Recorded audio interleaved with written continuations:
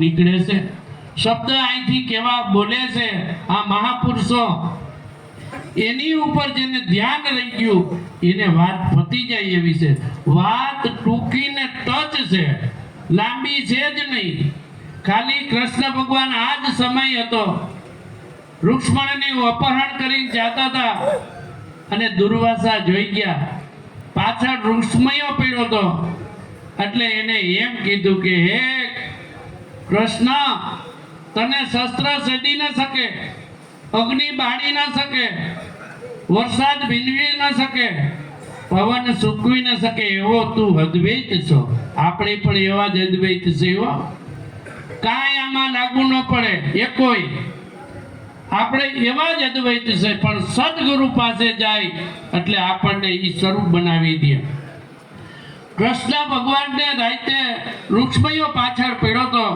એટલે એ તો જંગલમાં વયા ગયા અને આખી રાત ઊંઘ ન આવી આ ઊંઘ ન આવે એનું કામ છે આ શબ્દમાં આખી રાત ઊંઘ ન આવી રૂક્ષ્મણીને કૃષ્ણ મેળવતા એ તો ઊંઘી ગયા સવારના અંદર દુર્વાસા પાસે જાય છે કે હે તમે કહેતા હતા કે મને શસ્ત્ર સેદી ન શકે અગ્નિ બાળી ન શકે વરસાદ ભીંજવી ન શકે પવન સૂકવી ન શકે એવો હું અદ્વૈત કેમ છું હા દુર્વાસા મહારાજ તરત જ કે લોઢું ગરમ છે ટીપી નાખો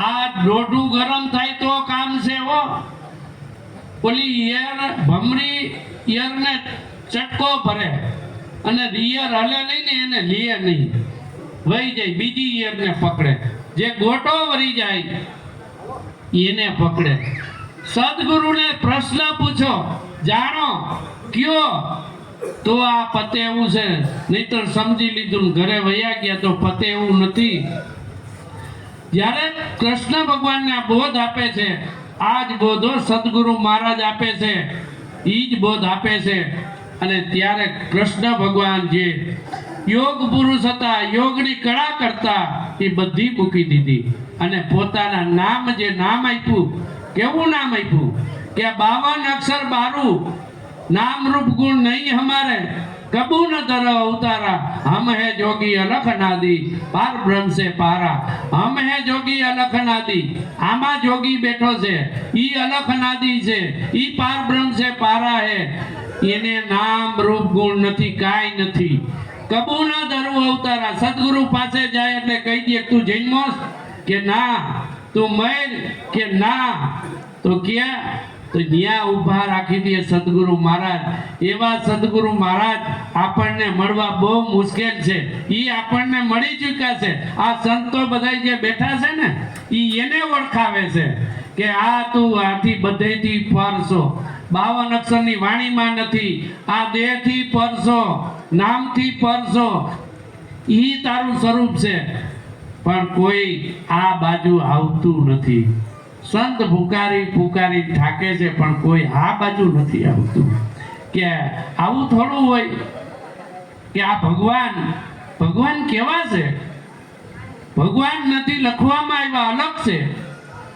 ભગવાન નથી વાણીમાં આવ્યા નિર્વાણ છે ભગવાન નથી આકારમાં આવ્યા નિરાકાર છે આ તો આપણે બધાને ખબર છે તો આની કોઈ પૂછતું નથી સદગુરુ મહારાજને કે ભાઈ અલગ છે તો લખવામાં કેમ નથી આવ્યા નિર્વાણ છે તો વાણીમાં કેમ નથી આવ્યા અને આકારમાં કેમ નથી આવ્યા આ બધાથી પર જાય તઈ સદગુરુ મહારાજ એને સમજે નિરાંત મહારાજ કે હમ से ब्रह्म से माया माया से सब संसारा ईश भी तो हम है सब में हम है सब में बीज वृक्ष पे विस्तारा એટલે કોટલા સાંગાણી અંદર વિશ્રામ સાહેબ કે हम सब में है हम सब में है ક્યાંય બારા નથી આપણા સર્વેમાં એક તત્વ પડ્યું છે એ તત્વ શ્રી કૃષ્ણ ભગવાન ગીતામાં પણ કહે છે અધ્યાય 4 અને શ્લોક 34 માં આ જ્ઞાનને તું તત્વદર્શી જ્ઞાનીજનો પાસે જઈને જાણી લેજે.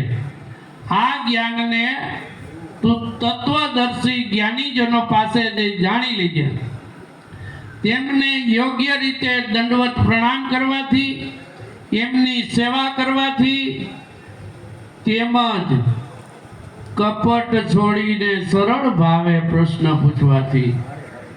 હું સદગુરુ પાસે જવું હોય ને તો સરળ થઈ જવું. આ ભોજા બાપા કહે છે સરળ થઈ જવું. સરળ થયા વગર પતે એવું નથી. સરળ ભાવે પ્રશ્ન પૂછવાથી એ મહાત્માજનો તત્વ જ્ઞાનને બરાબર ઓળખનારા, જોઈજો, તત્વ જ્ઞાનને બરાબર ઓળખનારા એ મહાત્માજનો તને એ તત્વ જ્ઞાનનો ઉપદેશ આપશે. એ તત્વ એ અખંડ તત્વ છે. નરસિંહ મહેતાએ આ તત્વ કીધું કે એ છે પ્રપંચ સૌ પેટ ભરવા તણા, આત્મા રામ પરિભ્રમ ન જયો, ભણે નરસૈયો કે તત્વ દર્શન વિના આ રત્ન ચિંતામણી જન્મ ખોયો.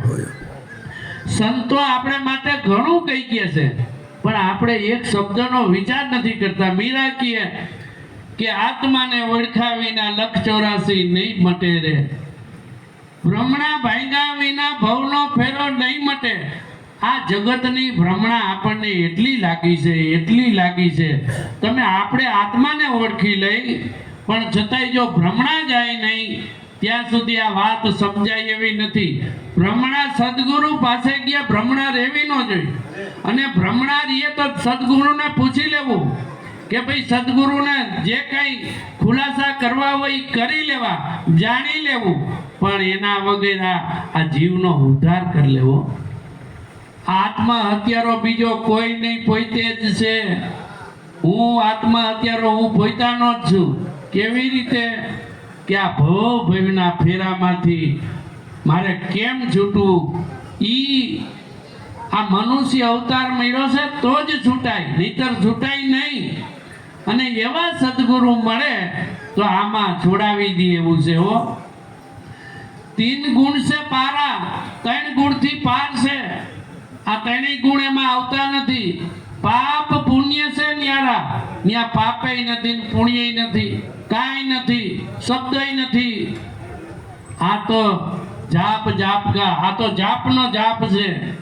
गुरु का ज्योत का उजियारा, हम है जोगी अलख अनादि, पार ब्रह्म से पारा. 2 મિનિટ. એટલે सिरगुण निर्गुण नहीं हमारे, नहीं निराकार आकार काई नहीं. बोलो क्या उभा रही सदगुरु महाराज अपने कबीर साहब एक जगह किए हैं, गगन मंडल के गोख में नर रया निर्धार, 3 देव सेवा करे राम कबीर रणुकार. आ जे त्रणेयथी बधायथी पर सदगुरु महाराज आपने करी दिए एवी आ वात छे. પછી કહે છે કે વેદ ભેદ કછું નહીં અમારે, નહીં વર્ણાશ્રમ વ્યવહારા, કોઈ વર્ણ ન્યા ગંગા સતી કે જાતિ ભાતિ નહીં હરિના દેશમાં, ન્યા કાંઈ નથી. એવી રીતે રહેવું નિમાન છે. કોઈ જાતિ નથી, ભાતિ નથી, વાણી નથી, કાંઈ નથી. એવું સ્વરૂપ સદગુરુ મહારાજ આપણને બતાવે છે. તુર્યાતીતા સબજુગ જીતા. આ તો આ સત મતવારા, આ સતનો મત છે અને ઈ મતવારા છે. નિરાયત નામ અભયપદ સ્વામી, નિરાયત નામ અભયપદ સ્વામી. પૂજત કોઈ પૂજન હારા. આમાં તો કોક પૂજે હો, કોકને જાણે.